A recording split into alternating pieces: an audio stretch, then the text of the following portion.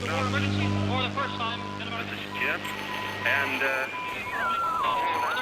Receiving this message. We are Ken Jennings and John Roderick. We speak to you from our present, which we can only assume is your distant past, the turbulent time that was the early 21st century. Fearing the great cataclysm that will surely befall our civilization, we began this monumental reference of strange and obscure human knowledge. These recordings represent our attempt to compile and preserve wonders and esoterica that would otherwise be lost. So whether you're listening from an advanced civilization or have just reinvented the technology to decrypt our transmissions, this is our legacy to you. This is our time capsule. This is the Omnibus.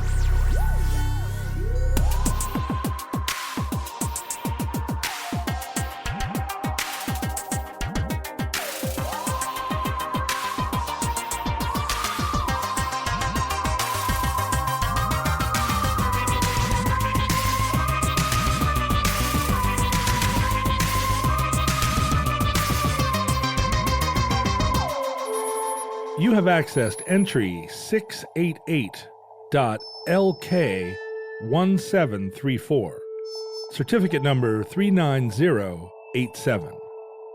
William Rufus King. Well, there you have it, as I have heard said. If men were angels, then no government would be necessary. Well, sadly, that is very well said. But there can be no question. Our nation cannot bind together without powerful central government. But we must also accommodate the needs of our constituent states, both North and South. We are, I think, on the record, John, that we record this show at an undisclosed subterranean location. That's right.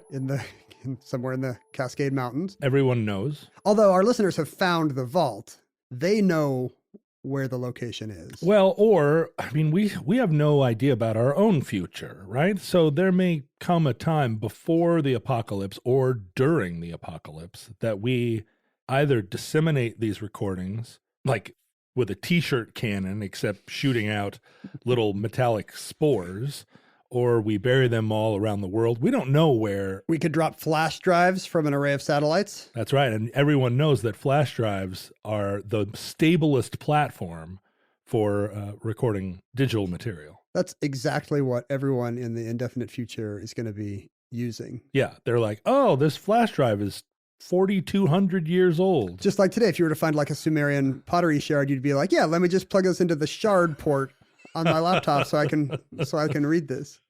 But despite the fact that we are right now at an undisclosed location in the Cascades, you and I both live in King County, Washington. That's right. King County, named for, do you know this? Well, I actually do. Unfortunately, I am this exact kind of pedant because pedant. A French, an irritating French person.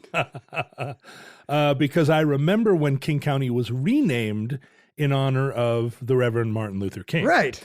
And so during that period... Renamed, but it's renamed the same name. Renamed the same name. But prior to that, it was named for American Vice President William Rufus King. King County predates the state of Washington. We were actually Oregon Territory still in 1853 when King County was formed.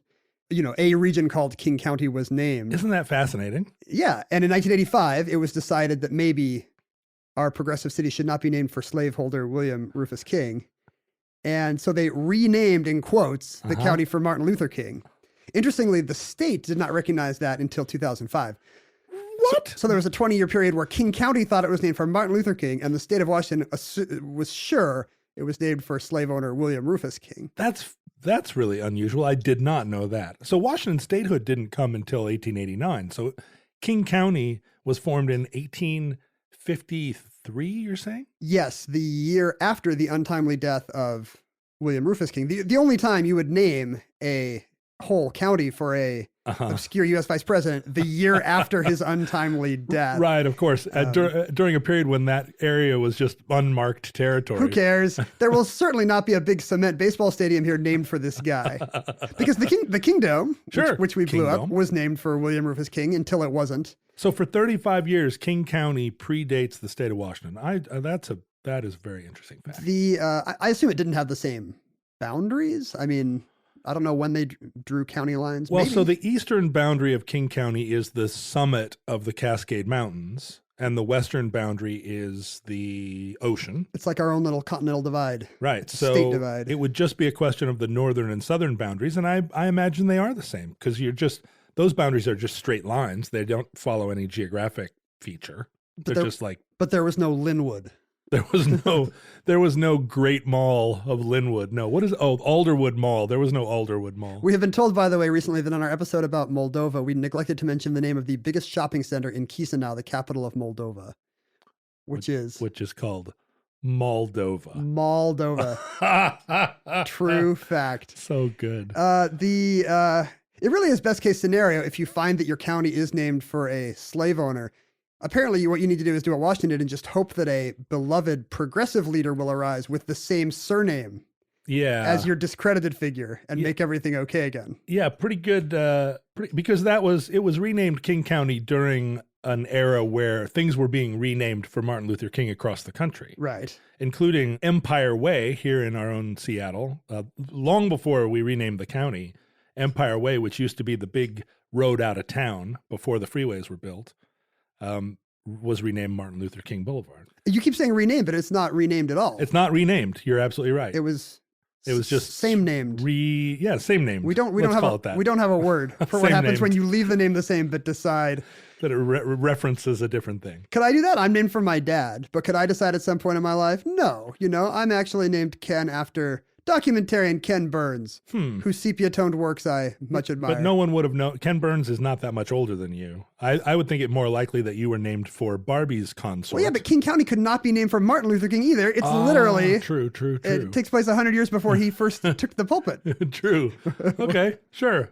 Let's make that official right now. You are hereby renamed for Ken Burns. Yeah, a lot of people don't know that about me. You're same named for Ken Burns. I was trying to think of a younger example than Ken Burns, like a young hip Ken, and of course there are no young. Aren't. People stopped naming people Kens. Ken right after you were born. I was the last Kenneth. one.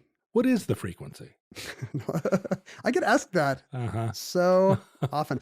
John Nance Garner, the vice president under FDR. No segue there, by the way. That's good. That was good. That was tight. Once famously called the U.S. vice presidency his own job, not worth a bucket of warm spit. Mm-hmm. And I assume, do you assume this? I assume he said warm piss and history cleaned it up. I bet that's right. Although spit is warm. Maybe a bucket of warm spit was kind of a coinage at the time and people were using it all the time. It seems like it was a time in our nation's history, it was coming to the close of an era when there were both buckets of warm spit and buckets of warm piss in public life. Yep.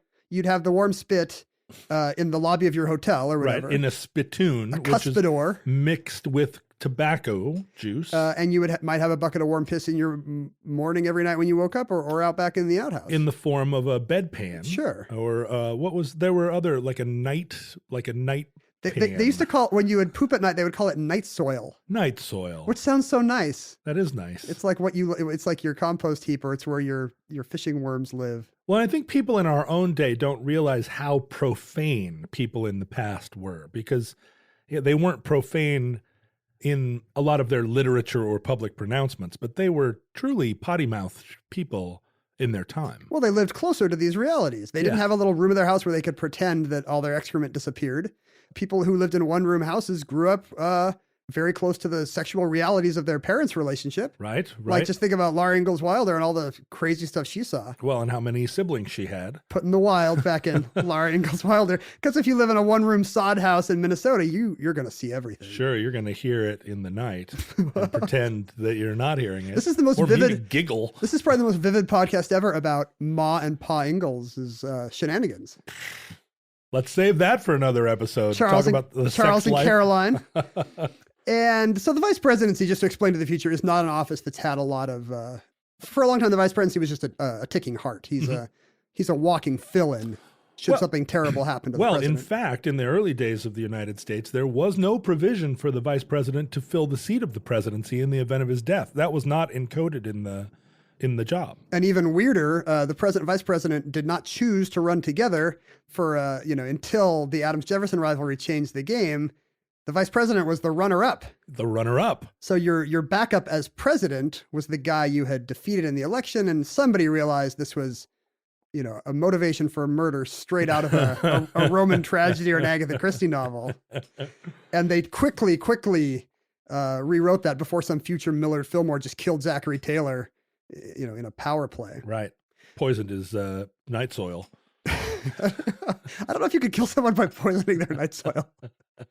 William Rufus King was born in 1786 in North Carolina. Mm-hmm. He went to the University of North Carolina in its very early days, around 1805 or 1810. So basketball coach Dean Smith would have been in his earliest years. Right. It would have been still mostly an agricultural school. Right. Yeah. At that time, the Final Four was just 4 teams. There were only 4 schools. William and Mary again. He went to law school and hung out a shingle in Fayetteville, North Carolina. And my recollection is that he's the classic example of someone who studied the law as an apprentice rather than. Isn't that crazy how you could do that? Yeah. My great grandfather was a justice of the peace who just learned the law by working in a law firm. Self-taught justice of the peace. That's who you want. King began his political career at that point, served in the House of Representatives. He served in the North Carolina, whatever they had, the House of Commons or Burgesses or Tar Heels. The House of Tar Heels. The House of Tar Heels. There's 2 houses. Which is now a steakhouse in Durham, Raleigh.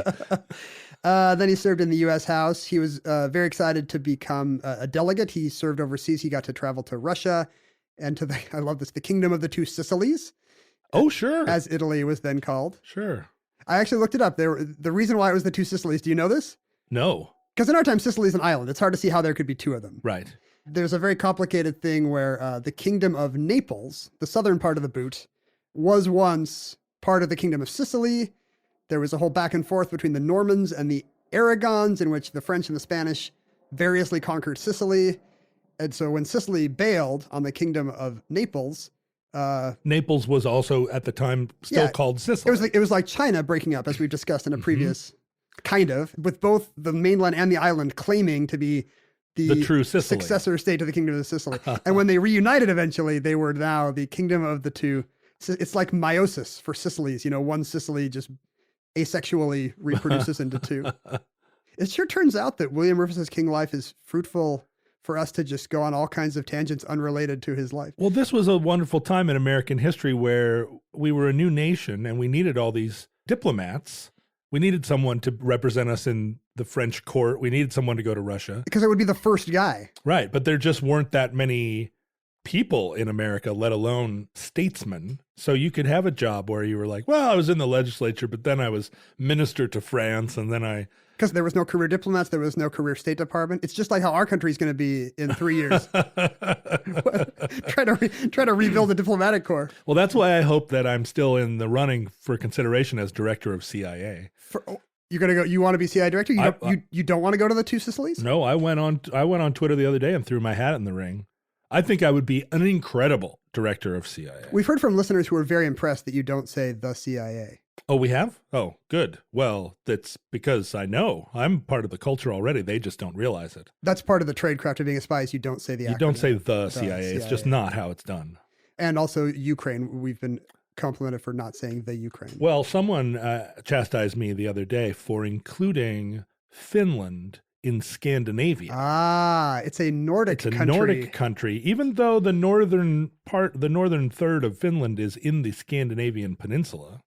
And they use Swedish as a second official language, still not Scandinavian. Sounds like a pedant to me. I had a long conversation with this person. Or whatever the Finnish word for pedant is. Pedant.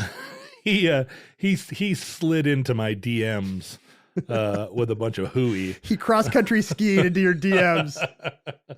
At some point around in the 1820s, I believe, William Rufus King's brother starts a plantation in Alabama where there's a land rush going on. Alabama has opened up. Alabama, not a state at the time. Right. America ends at the Georgia border. And his brother says, hey, you got to come out here, rich land for the takings. William Rufus King goes out to Alabama, founds his homestead, Chestnut Hill, the nice way to say cotton plantation, where he was, I'm sure, working hundreds of people against their will into the ground. Mm-hmm. And in fact, he founded a settlement there. He was a big fan of the allegedly ancient Irish poetry of Ossian, which we should definitely do on a future entry. Take note. And in the poetry of Ossian, the capital city of the warrior Fingal or Finn McCool is set up on a bluff. And that reminded him of the settlement he was starting. So he decided to name this new city after this mythological Irish capital, and he called it Selma.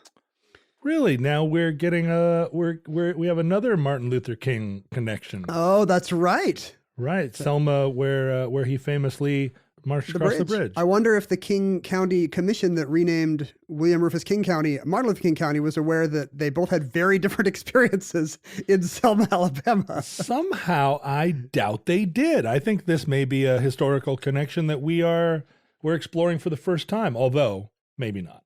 So, but Alabama does become a state very soon, and he helps draft the state constitution. He becomes their first senator. So going out to a new territory becomes a great career move for this politician. Now he's not in a crowded North Carolina field, like not just a new district, but a new state has been redrawn just for him. Mm-hmm. And over the succeeding decades in the Senate, he becomes one of the most respected U.S. senators, although his name is hardly remembered today.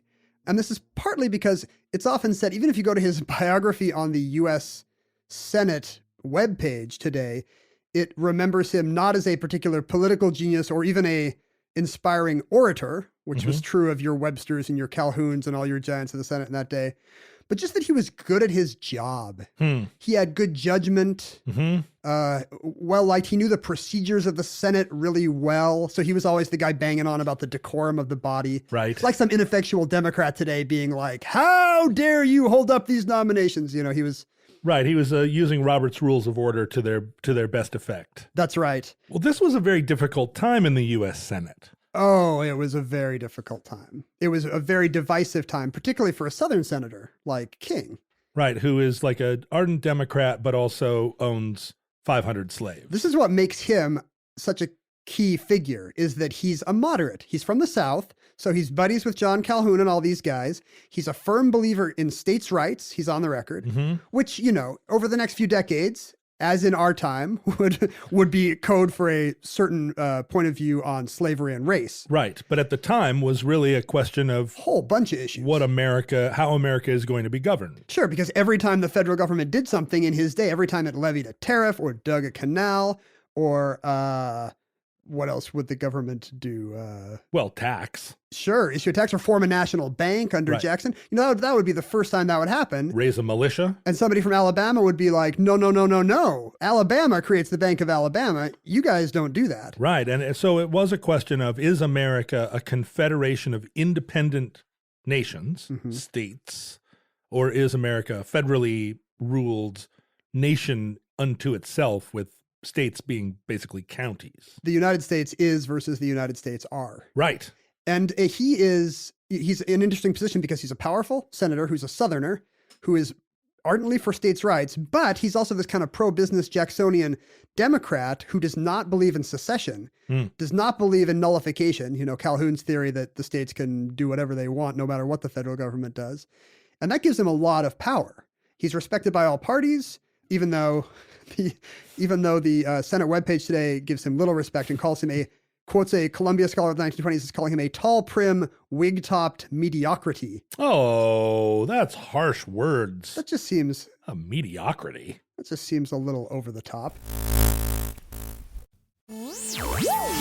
Well, I think it's really hard to assess people in this time in particular because we do impose so much retroactive significance on the decisions the slavery and the upcoming Civil War.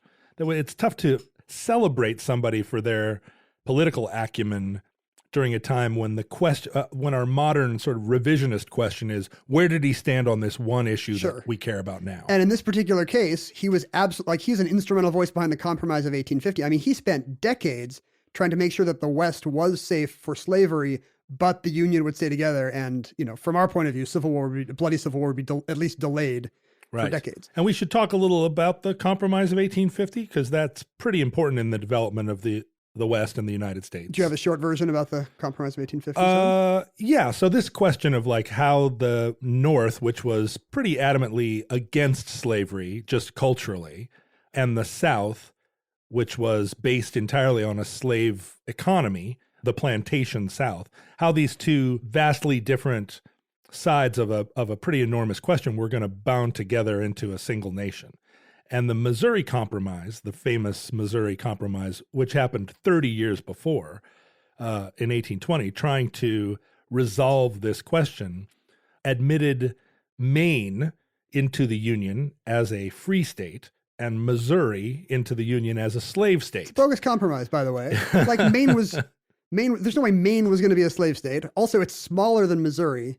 The South really did a number on the North there. Well, and also Maine is kind of a dead end. You don't keep going that way, whereas Missouri is right in the middle of the whole thing. Sure. But part of the Missouri Compromise said that that everything north of about the 36th parallel, slavery was going to be prohibited north of the 36th parallel, implying or effectively saying that everything south of the 36th parallel would be slave territory. And that makes sense. The Almighty's view of owning another person would rely on latitude, for sure. Absolutely.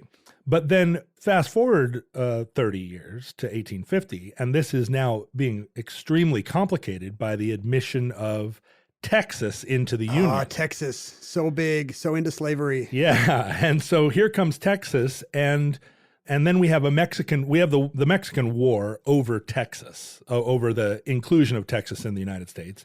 And in winning the Mexican War, we win all this new territory, which is New Mexico and, crucially, California. And so this suggestion, the Missouri Compromise, was that everything south of the 36th parallel was going to be slavery, which included everything basically south of Carmel. All the new stuff. Yeah.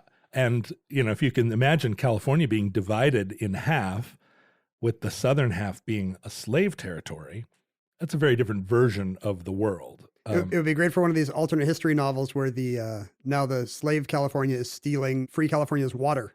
That's right. As per previous omnibus entries. And Hitler survives, and it's a whole... I'm always suspicious of these weird Southern guys who all went to the Naval Academy and are all writing these alternate histories where, what if Nazism and or slavery went a little differently? So what ends up happening in the Compromise of 1850 is that the people of New Mexico did not want anything to do with Texas.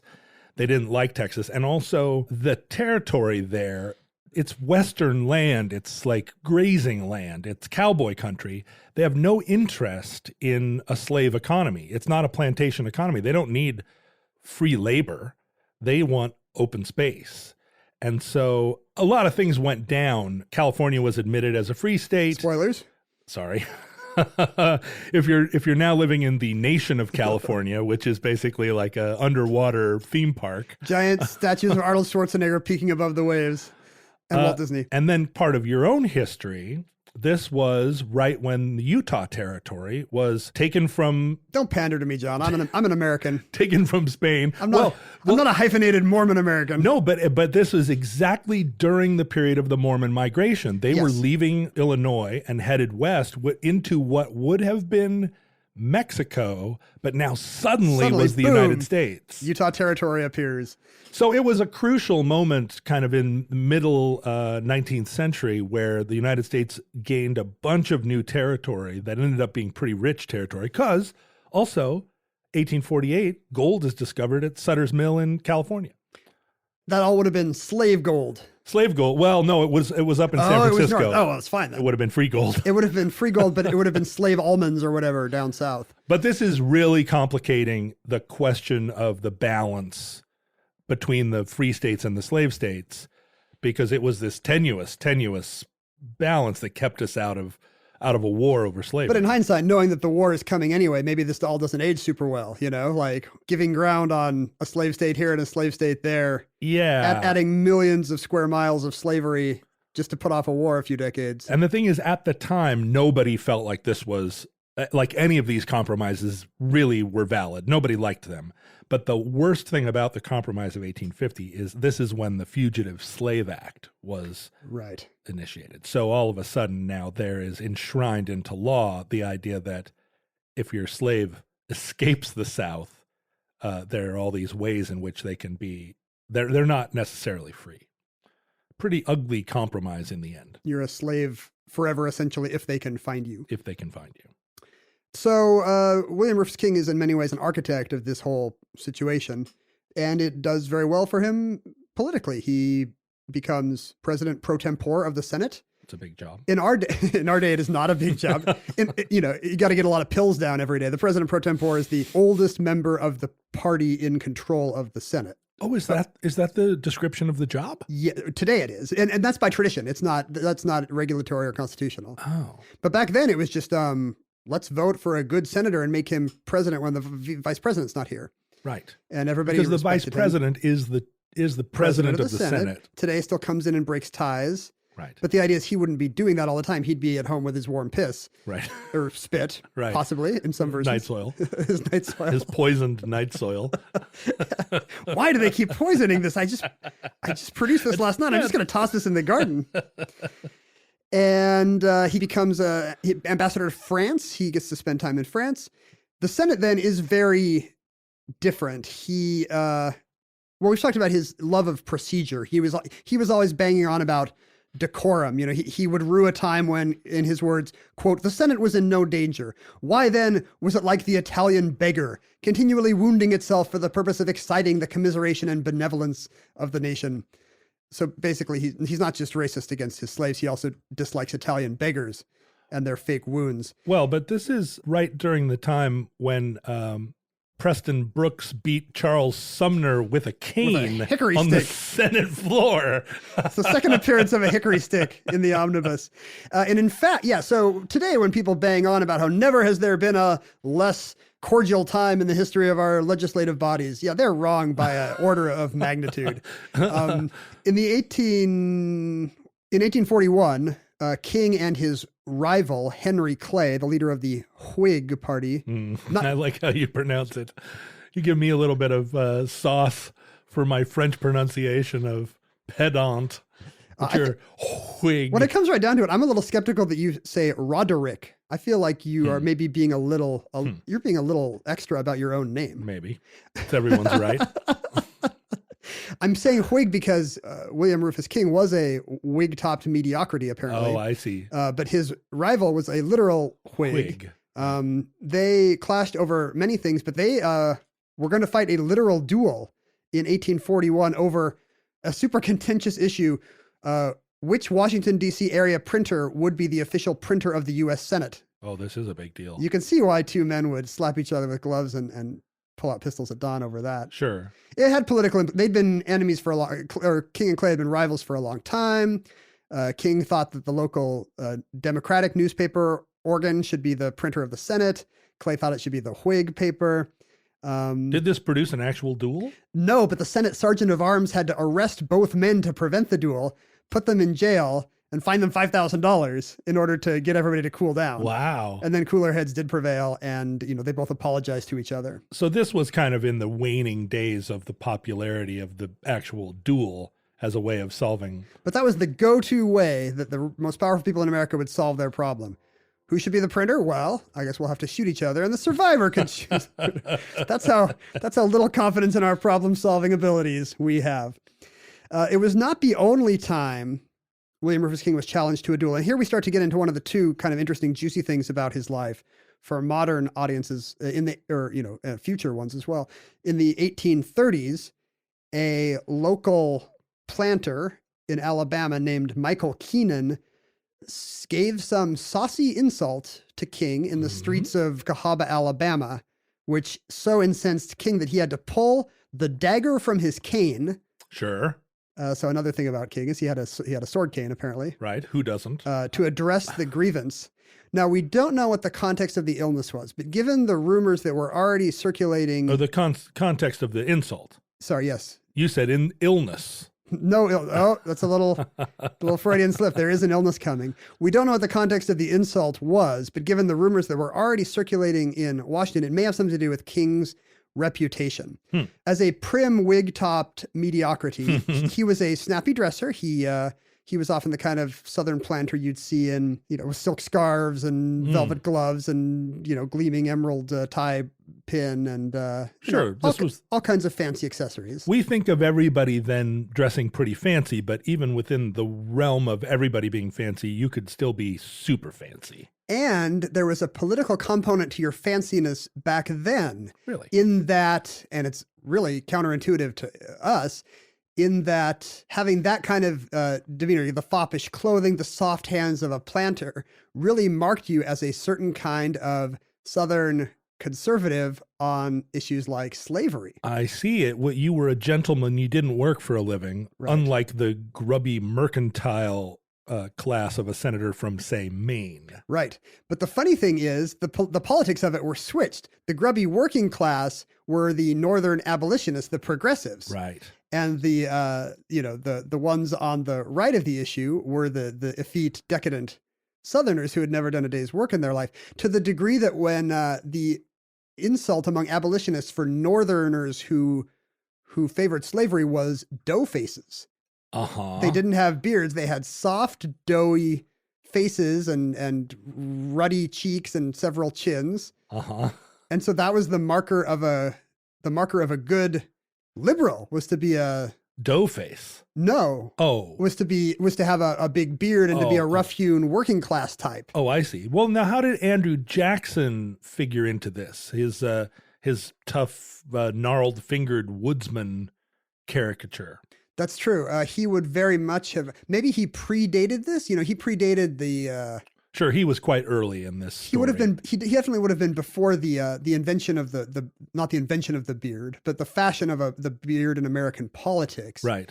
Because think about Abraham Lincoln. The first thing he does when he's suddenly the face of the Republican Party and the face of abolitionists, he grows a beard. Grows a beard. Because that's what a good progressive looks like. Right. Well, and the idea of a Southern planter being having soft hands, I mean, that dates back to the very founding of our country, the idea that those were aristocratic people. Sure. And that probably goes back to Europe as well. It does, yeah. It would be a mark of class not to have calluses like a peon. But you're saying King was even over the top. Yes. In this world. And there is reason to believe that he wasn't just a decadent, effete Southerner. There is reason to believe that he was being insulted because of rumors that were swirling about his relationship with none other than future President James Buchanan.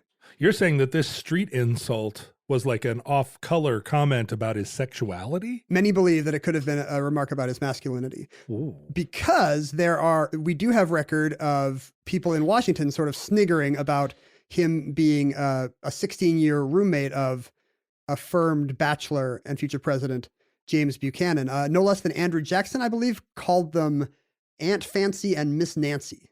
Which is not cool. Andrew Jackson. Miss Nancy still, to our day, futurelings, is until recent times, was a slur in popular parlance to describe someone in middle age who was a confirmed bachelor, I guess, in quotes. These two confirmed bachelors did live together for 16 years. James Buchanan and William Rufus King were roommates. Yes, and they were seen together so much that the joke around town was that they were called Siamese twins. Now, James Buchanan had a cover story. As a young man in Lancaster, Pennsylvania, he had romanced young Anne Coleman, the prettiest woman in town, the daughter of a prominent musket manufacturer. But she became convinced that he was not sufficiently affectionate toward her, that he was only interested in her for money and status. I see. And she broke off the engagement. Uh-huh. Now, I don't want you to read too much into this. One of the things she was worried about was he was spending a lot of time with other female households in town. Uh-huh. So we don't know whether he's actually playing the field or maybe he's just one of these young drama club guys who has a lot of female friends, Uh-huh. But in any case, she feels that he's not as affectionate as an ardent young man should be. She ends the engagement. He bounces back. She possibly commits suicide. Oh, dear. She is dead of what doctors term hysteria. Yeah. Within a few weeks. In our time, we know that hysteria is not a real thing. It's just something that male doctors said about female patients. So she broke off the engagements and then was dead of hysteria within weeks. Right. Wow. And scandal. Hysteria, the doctor said, yes, she's dead of hysterical convulsions. Super weird. Right. Now, there's no such thing as hysterical convulsions. Hysteria means of the uterus, and it was like the R word hysterectomy. Right. And it was just a way of saying that she's a woman. This woman's kind of over the top. Let's give her some laudanum. Right. And in fact, she did probably die of an overdose of laudanum. What we don't know is if the doctor administered it or if she did. But for the rest of his life, Buchanan always said that he could never marry because of a memory of his dear departed Anne Coleman, who thought he was not that into her. Oh, so his cover story was not just that he had wooed a woman, but that he now could adopt the cover of Eternal Mourning. Heartbroken man who lost his one true love. And what did? And I'm certainly not postulating that he went to Philadelphia and gave her an overdose of laudanum, although that is a great idea. No, that seems unlikely. I don't know what kind of alibi he has. You've now raised a good question, which is why are people not still addicted to laudanum? I guess it's hard to get. Sounds great, right? It's opium. It's it's a solution of opium in alcohol. Yeah, you could just dip your handkerchief in it and spend. I guess it's because people don't use handkerchiefs right. anymore. That's the only thing keeping the laudanoid epidemic down in rural America. The lack of a clean hanky. So did William Rufus King never marry? Did he have no convincing cover story? He had no cover story at all. Never married, never had kids, never linked with anyone except for poor sad James Buchanan. James Buchanan, by the way, kept his letters from Anne Coleman his whole life wrapped in a pink ribbon with strict instructions to his executors that they be burned upon his death, which they were. However, we do have some correspondence between Buchanan and King. When King was off in the court of King Louis or whoever in France, they exchanged letters back and forth, some of which are still extant or extant, as you would probably say. Extant? Because he's in France. Extant. The letters are in which Buchanan writes King, quote, I am now solitary and alone, having no companion in the house with me. I have gone a-wooing to several gentlemen, but have not succeeded with any of them. Now, we can't read too much into that because the language was very different and you could potentially woo a gentleman friend? Well, that's what's often said, by people who are saying, homosociality was very different back then just because Buchanan and King would walk hand in hand down J Street. Wait, there is no J Street. There is a J Street. Down K Street. Which one is there not? Oh, there is a K Street. So I guess there is no J Street? I don't know. Maybe it's I? Our knowledge of Washington geography is really, really hopefully in the future they've now. Solved this and they have put in the 26th Street, maybe, even if it's just a little alley bisecting a previous block. Even though those guys would walk hand in hand together, there were different cultural mores of the time. And that's certainly true. When I was a kid in Korea, you would still see businessmen walking hand in hand because there was no social taboo against it. It's certainly true now in Slavic countries and in Turkic countries. You see it quite a bit. I'm a little skeptical, however. It seems like an easy way to erase homosexuality in the past. So there is no J Street in Washington. Okay. You were correct. But I think it's very hard to look back in time and for instance, diagnose people who potentially had bipolar disorder. We do this all the time. Yeah. Oh boy, Leonardo da Vinci was autistic. Yeah. That sure empowers me. Yeah, that's really hard for us to do. But of course, we know that there have always been homosexuals in public life who have held positions of power and who have been instrumental in civic life and in the arts. And if they were in a society where it was just taken as given that was a biblical perversion. But at the same time, and I think this is another mistake we make in modern times, homosexuality was understood to be, people were aware of it, and it was a thing that people knew about one another. They just didn't, there were euphemisms used. The whole idea of there being confirmed bachelors, that's language that goes back hundreds of years as a euphemistic way of describing it. It just wasn't, you couldn't be out. But what I'm saying is, yeah, exactly. So we're saying the same thing. Some of these confirmed bachelors actually were living with their longtime companions. Publicly living and publicly, like in every way, everybody knew, let's call it that. Everybody knew. So I don't see it as being very hard to retroactively say, let's just say that James Buchanan was a gay president. If 2 to 3% of American men are gay, we have had 45 presidents. That's right. So the odds would be against all of them being straight, surely. Well, particularly not when one of them is a 13-year roommate of such a handsome man as William R. King. By the way, King wrote back to Buchanan from France, I am selfish enough to hope you will not be able to procure an associate who will cause you to feel no regret at our separation. Oh, yeah. Like, I mean, it's very... Don't get a new boyfriend. It's very easy to read these as love letters. Sure. Well, and you're saying that there was correspondence burned at their death? Well, the correspondence burned was between Buchanan and Coleman, in which presumably she was franker about her issues with their relationship, or maybe he was franker with his reservations. I see. But you're thinking she might have sent him several letters like, you like... Yeah. Why are you always out when my brother is pumping water or whatever? So, so the duel with Keenan never actually happened, but rumors were certainly afoot, both at home and in DC. The king was what we would call today a gay man. And in fact, the funniest thing about the story is there was a movement in the Democratic Party. There's an expectation that in 1844, Buchanan and King would run for the presidency and vice presidency together, which in hindsight would make them the first gay couple in the executive branch in American history. Right. What a much better story than the one that resulted. What if they passed sweeping, progressive legislation for LGBT rights in the mid 1840s, Imagine this nice DC couple that you always see out walking their Bichons or at the farmer's market, and suddenly they're just moving into the White House together as president and vice president. It very nearly happened. And what kept it from happening? The short answer, as in so many questions in American history, James K. Polk. Oh, here he comes again, James K. Polk out of nowhere. So tired of that guy ruining everything. In 1844, the Democrats were split. The three nominees for the presidential candidate. The Democratic Party was very divided between the southern and northern branches. It was hard to see a way forward. No candidate could get a majority. In the end, James K. Polk became the first dark horse candidate and then president in American history. Some guy who wasn't up for the nomination, nobody thought should be president, but was the only guy everybody could agree with on the 16th ballot or whatever. From Nashville came a dark horse riding up. He was James K. Polk, Napoleon of the stump. Isn't that amazing? Obviously, we don't do that anymore. So James K. Polk, not only a dark horse, but, cock-blocking the first gay-friendly White House. Right. And you notice, as you go across America, very few elementary schools named Polk.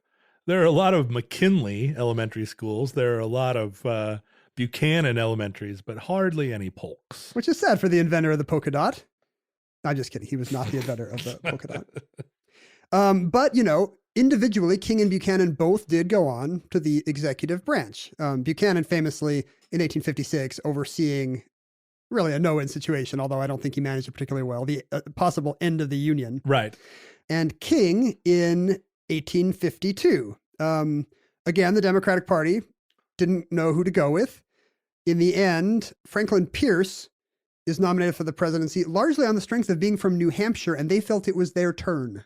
Well, yeah, and this is sort of the Missouri Compromise problem, too. It's like, well, Can't be a Southerner. I guess we're going to bring a Southern state in for every Northern state, and I guess we ought to have a Northern president every other time. That's exactly what happened. Zachary Taylor had died, leaving Millard Fillmore, not a compelling figure then as now, in the White House. New Hampshire thought, we're the most rock-hard Democrats. There's never been a New Hampshire Democrat as president. It's Franklin Pierce's turn. He was a very handsome young man, handsome Frank, they called him. Mm-hmm. Women couldn't vote yet, but I guess for a voter like King, maybe that's a plus. Unfortunately, not a great president. Franklin Pierce did not want to be president. When his wife found out, she was very unhappy that he'd been nominated. He was an alcoholic. 2 of their boys had died in tragic circumstances, and the third, at 11 years old, this is going to be a sad part of the entry, dies in a gruesome train crash right in front of Franklin and Jane Pierce shortly before he's about to take office. Franklin is unable to keep Jane from seeing the near decapitation that killed their 11-year-old son. Oh, my goodness. So she is just a wreck the whole time he's president. He's not much better.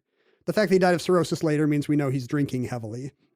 His most famous legacy, of course, and I'm sure this will be true of futurelings, they will know his name will be very familiar to him. It will ring out in Pierceland, which is the name of the country we're giving these entries to. But also he was the namesake of Hawkeye Pierce from the eternal television show MASH. Hawkeye was named Benjamin Franklin Pierce by his father, but then called Hawkeye after his father's favorite novel, The Last of the Mohicans. I like how American history buff John Roderick. I'm all ready for him to have something interesting to say about Franklin Pierce. It's that Hawkeye Pierce is named for him. Thanks, John. That's very helpful. Yeah, of course. Pierce's vice president would have been William Rufus King, running on the ticket with him. At the time, it was not seemed seemly to campaign. So Pierce just stayed home in New Hampshire. King did campaign some small amount in the South. However, he had a cough that started to get worse and worse. And as the campaign neared its close, he was diagnosed with tuberculosis. Ugh. Which at the time he was a pioneer of tuberculosis. There wasn't a cure for tuberculosis except like convalescence. Yes, convalescence. And you would treat it by sending someone to a warm climate. And his doctor recommended Cuba. Oh, sure. Nice place. At the time, not the workers' paradise of today or the party casino style spot. Batista era. It is in Godfather Part 2. It's just kind of a sleepy little island full of white people ordering the natives around on coffee and sugar plantations. Sure. With nice weather. So he gets sent to a friend's coffee plantation to get better, but the cough gets worse and worse. Oh dear. So he's in Cuba when the Pierce King ticket wins election and he becomes the 13th vice president elect of the United States. Unlucky 13. Kidding. Yeah, he's not even in the country. Wow. No one knows what to do. There's no precedent for this. Congress has to pass special legislation allowing him to be sworn in Cuba. Imagine that happening today. Right. I'm sorry. Mike Pence does not want to leave Thailand. He's on the beach at Phuket with a bunch of very friendly houseboys, and he does not want to come home. He has a weird cough. So the USS Fulton is dispatched to Havana Harbor to bring him home whenever he gets better, but he doesn't get better. So finally, Congress just says, all right, like it's already mid-March. Franklin Pierce has been inaugurated weeks ago. Right. But per the Constitution, William Rufus Devane King is the sitting vice president in America, a heartbeat away if Franklin Pierce drinks too much tonight and falls off a White House balcony. And Which is not that far-fetched. He could be tossing some night soil off the Truman balcony and off he goes. And here sits William Rufus coughing up a lung in Cuba, and it becomes increasingly clear he's not going to get better. He finally is inaugurated. So he's constitutionally the vice president from March 4th on. He has not been inaugurated. Finally, they have somebody swear him in on March 20-something, weeks later. In Cuba still? In Cuba, yeah, on this on the Limonar sugar plantation, which, by the way, got, I think, bombed during the Spanish-American War, but you can still wander through its ruins today if you're interested in, if you're unearthing little-known facts of gay American history in your tourism. He finally decides that if he's going to die, he wants to die in his beloved Alabama plantation. So he boards the USS Fulton, heads home to Mobile, and then upriver, getting worse and worse. They break speed records heading up the Mobile River. He finally arrives on April 18th at Chestnut Hill. I'm sure is welcomed by all his slaves doing their traditional pretending to be happy to see you thing that you see in Roots. He's back. Yay, this guy. And dies the next evening. Wow. Less than 24 hours later. I wonder how often that actually, it seems like that happens a lot where someone says, I'm going to wait until my grandchildren get here, and then they die, immediately. It seems like we do have the ability as human beings to kind of postpone our death. Yeah. Right, because you'd think the bumpy ocean and river trip would be what kills a very sick man, but no, he's hanging in there. He wants to get home. I think you can prove it with statistical information. Like you can look and see when in the calendar year people die relative to their birthdays. Oh. And many people who die of old age, there's a statistical bump shortly after their birthday. Interesting. They make it all the way to 91. And I think you can see a bump after 100 as well for the same reason. Somebody's been hanging in there to be a centenarian. It's like, yeah, what's the next thing? I'm going to 200? make it. Yeah, pass. 1,000? Probably not going to happen. So that's the sad story of William Rufus Devane King, the 13th Vice President of the United States, possibly an underappreciated gay icon, certainly the least effective Vice President we've ever had, unless, as John Nance Garner held, the job of the Vice President is to do nothing, in which case he was the perfect Veep.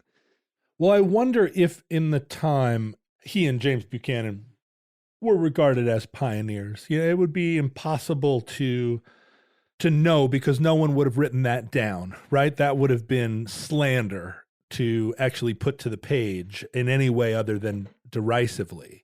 But I wonder if like the gay men of America at the time were proud of him as a political leader. It would have been a local phenomenon, right? There's no instrument for national or regional gossip, right?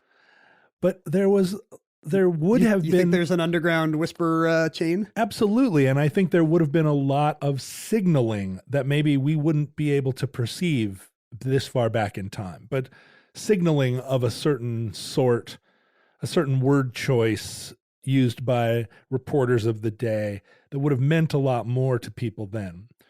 It's another thing that's impossible to decode, but certainly something to maybe wistfully imagine. And that concludes William Rufus King.